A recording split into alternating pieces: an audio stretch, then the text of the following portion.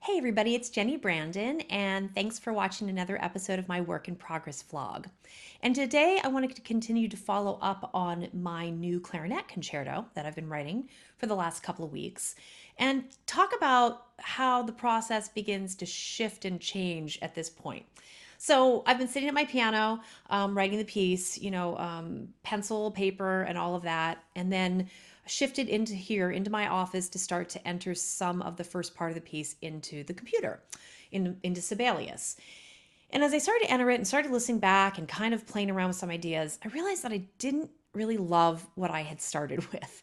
And I thought, oh boy, okay, this is part of the process. But sometimes I feel like every time I hit this point, I'm like, great. So I had this great time where I loved what I was writing, and then suddenly I didn't love what I was writing anymore. And so I started to really look at what I had. And, if you remember, just reaching over here for my colored pencil sketch, right? I have my colored pencil sketch here that I've been working off of. And I went back and looked at the colored pencil sketch and I was like, this is not what I originally intended here. What I originally intended was this sort of wavy, watery gesture at the beginning of this piece. And instead, what I had written was something that was very steady and rhythmic. And it wasn't what I wanted at all. And I started to think, well, why is that? And, I know I want the strings to do this. I'm going to have the winds do this. But then I realized that I was writing a piano piece, not a piece for orchestra. And that's when it clicked in my head that although the process that I've been going through was to write, to get the whole thing sketched out with the piano part, piano reduction, and then orchestrate from there, I was actually getting stuck in the idea of the piano part being the piece and not keeping in mind that I was going to get a chance to expand that into an orchestral color. So when I realized that, I thought, okay, I need to go back and really think about how I want this to sound, this soundscape that I'm creating, and then move it back into the piano. So it really changed the way that I'm thinking about writing this piece.